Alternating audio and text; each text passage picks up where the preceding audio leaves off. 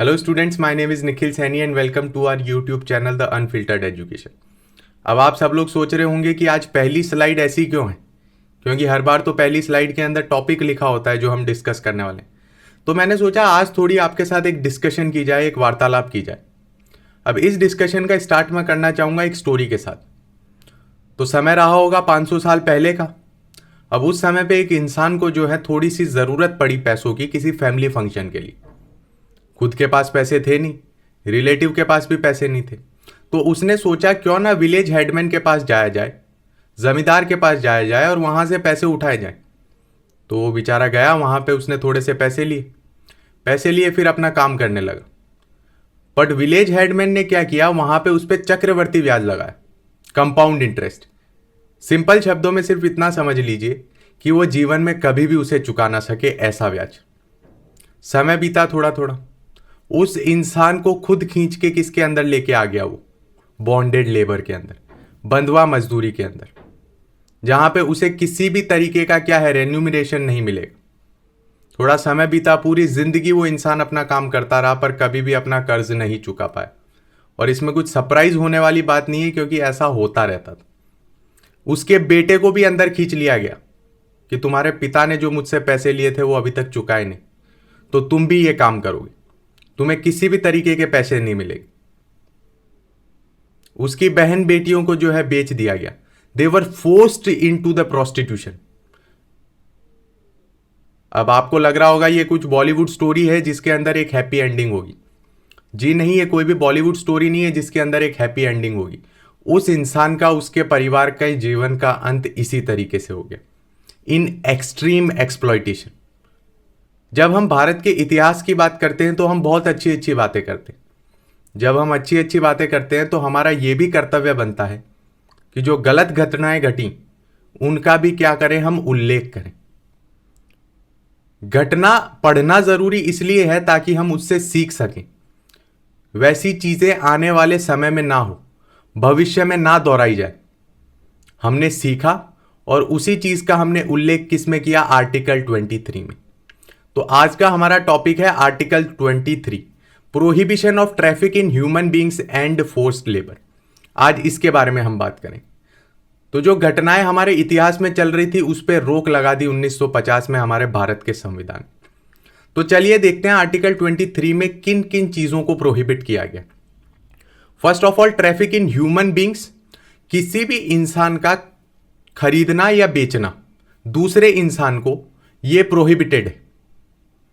ठीक, इसी के साथ इसके अंदर सेकंड क्लॉज ये भी है कि ये जो प्रोविजन है ये महिलाओं और बच्चों पे भी लगता है। उन्हें प्रोस्टिट्यूशन के अंदर नहीं बेचा जा सकता, ये प्रोहिबिटेड होगा। सेकंड पॉइंट इज बेगार। अब बेगार बेसिकली क्या होता है? बेगार ये चीज होती है जिसके अंदर आपको पैसे नहीं दिए जाते बट आपसे काम करवाया जाता है। विलेज हेडमैन के यहां आप गए, आपने काम किया और आपको अपने काम के पैसे नहीं मिले, तो वो है बेगार। तो बेगार को भी अबॉलिश कर दिया गया। उसके बाद आता है third point, similar forced labour. अब सिमिलर फोर्स्ड लेबर के अंदर क्या क्या चीजें हैं उनको समझते हैं। अब फोर्स्ड लेबर कितने तरीकों से फोर्स किया जा सकता है? पहला, फिजिकल, डंडा दिखा के कि हम आपको बहुत मारेंगे अगर आपने ये काम नहीं किया तो। दूसरा, लीगल फोर्स। लीगल फोर्स के अंदर ऐसा हो गया कि आपके ऊपर एक कॉन्ट्रैक्ट लाया गया, आपसे एक कॉन्ट्रैक्ट साइन कराया गया और उस कॉन्ट्रैक्ट के अंदर आपको बांध लिया गया और आपके पास उस कॉन्ट्रैक्ट से निकलने के लिए कोई भी जो है रास्ता नहीं।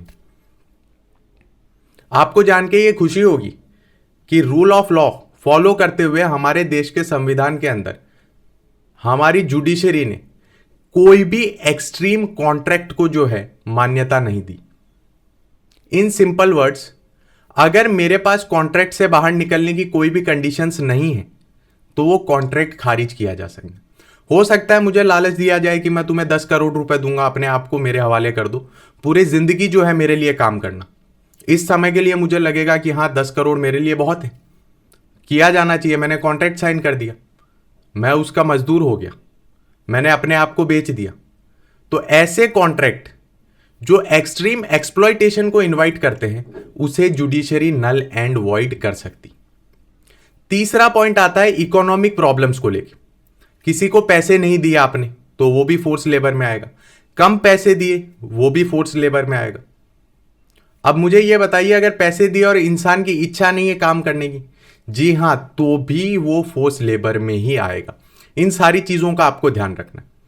दूसरी चीज, हमारे संविधान ने ये सिर्फ सिटीजन्स को नहीं दिया है।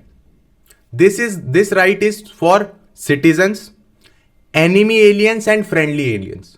हमारे जो दुश्मन देश हैं जिसके साथ हम युद्ध पे होंगे कभी, अभी तो किसी के साथ नहीं, तो कोई भी एनिमी एलियंस नहीं।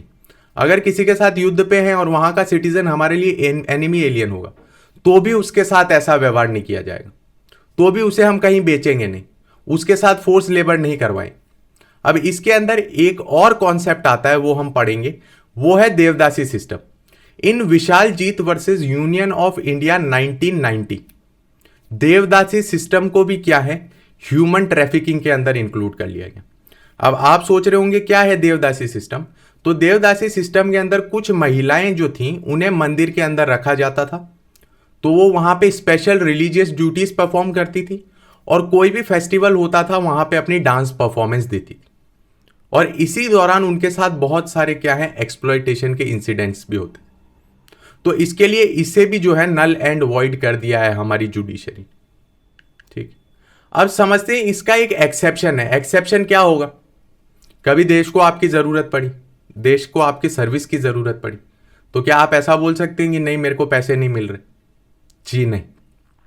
कोई भी तरीके की पब्लिक सर्विसेज के लिए अगर स्टेट जो है आपको इनवाइट करता है, हमारी आर्मी बहुत ज्यादा स्ट्रांग है, कभी ऐसी जरूरत नहीं पड़ेगी, बहुत अकेले आराम से अच्छी तरीके से फाइट कर सकती। बट कभी अगर जरूरत पड़ती है कि आपको और मुझे मिलिट्री सर्विसेज देनी पड़े, तो that is compulsory for us, वो हमें देनी पड़ेगी। कोई और तरीके की सोशल सर्विस के लिए अगर स्टेट हमें इनवाइट करता है, तो वो हमें प्रोवाइड करनी पड़ेगी। अब स्टेट पे इसके लिए एक लिमिटेशन लगाई गई है, और वो लिमिटेशन ये है कि स्टेट कोई भी कास्ट, क्रीड, रिलीजन, रेस के ऊपर हमें क्या है, डिस्क्रिमिनेट नहीं कर सकता। किसी एक स्पेसिफिक कास्ट को नहीं बोल सकता कि आपको ये सोशल सर्विस देनी है just because you belong to that particular caste. किसी एक धर्म विशेष को नहीं बोल सकता कि आपको जो है हमें ये सर्विस प्रोवाइड करनी। ये किसी भी कास्ट बैरियर, रिलीजियस बैरियर या फिर रीजनल बैरियर से परे हों, तो इसमें ऐसा कोई भी डिस्क्रिमिनेशन नहीं हो सकता। इसी के साथ साथ आपको एक और चीज समझने की जरूरत है कि इस आर्टिकल के थ्रू सिर्फ प्रोहिबिट ही नहीं किया, हमने इसे एक ऑफेंस भी बना दिया। अगर किसी ने ह्यूमन ट्रैफिकिंग करने की कोशिश की, वो एक ऑफेंस है। अगर किसी ने फोर्स लेबर लाने की कोशिश की, वो एक ऑफेंस है। तो आइए समझते हैं इसके अंदर कि क्या क्या लॉज बनाए गए। तो इसके अंदर ये कुछ इंपॉर्टेंट लॉज हैं जो इसको इंप्लीमेंट करने के लिए बनाए गए। फर्स्ट है bonded labour system abolition act 1976। Second, the minimum wages act 1948, जिसके थ्रू एक मिनिमम वेज सेट की गई जिसके नीचे लोगों को एम्प्लॉय नहीं किया जा सकता। The contract labour act 1970, contract की क्या क्या टर्म्स एंड कंडीशन होंगी, किन किन कंडीशन पे उनको एम्प्लॉय किया जा सकता है, ये सारी चीजें उसके अंदर इंक्लूड की गई। इक्वल रिन्यूमरेशन एक्ट 1976, महिलाओं को और पुरुषों को समान वेतन का अधिकार, उन्हें हम डिस्क्रिमिनेट नहीं कर सकते इस पॉइंट पे कि भाई वो एक महिला है और एक पुरुष है तो दोनों को अलग अलग रेन्यूमरेशन मिलेगी, जी नहीं।